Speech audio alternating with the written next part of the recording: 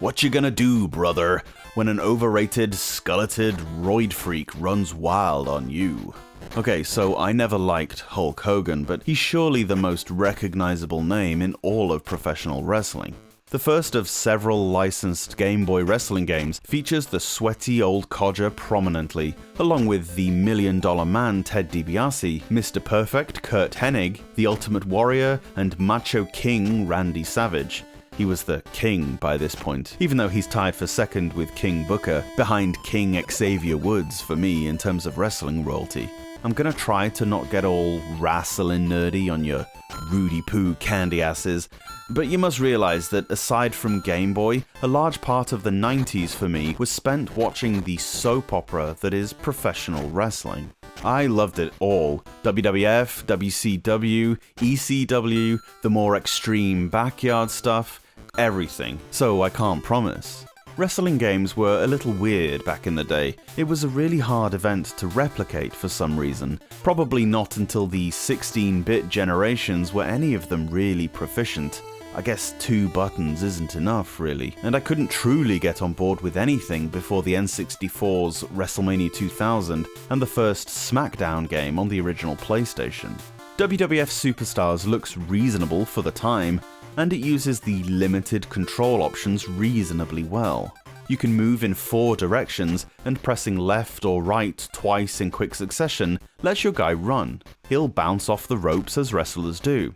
The attacks depend on the positions of the 2 wrestlers. If both are standing, A punches and B grapples or slams. It's also possible to throw your opponent to the outside by pressing select, if you're in the right position. This is tough to do, but it causes a lot of damage.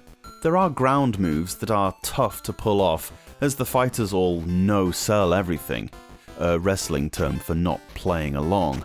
You can full-on body slam someone and they'll immediately get back up. That's just not kayfabe. Anyway, you can elbow drop or stomp a grounded opponent with A, depending on which character you have, and attempt a pinfall with B. If the opponent is trying to get to his feet, you can execute shoulder tosses, suplexes, or pile drivers by pressing B and a direction, or hold B to put the guy in a chokehold. When running, you can dropkick or clothesline your opponents.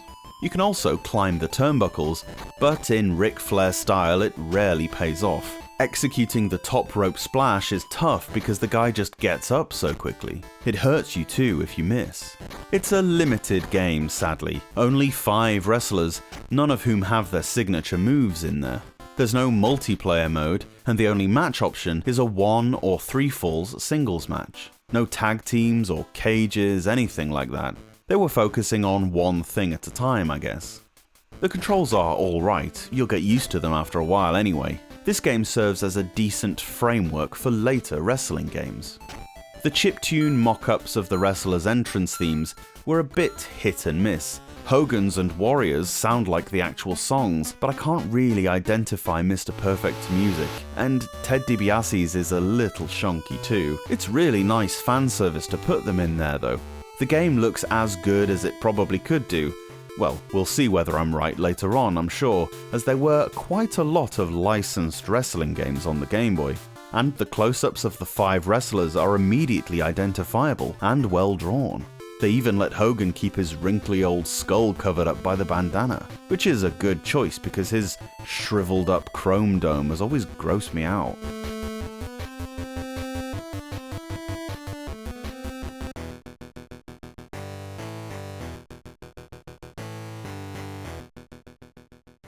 Thanks so much for watching this video. Let me know your thoughts on the game down below, and if you can spare a second, give the review a quick thumbs up, it really helps out. Subscribe to the Portable Power Podcast for a new Game Boy review every day from Monday to Friday. Or alternately, new episodes of the podcast drop every Saturday and Sunday on whichever platform you get your pods. See you later on.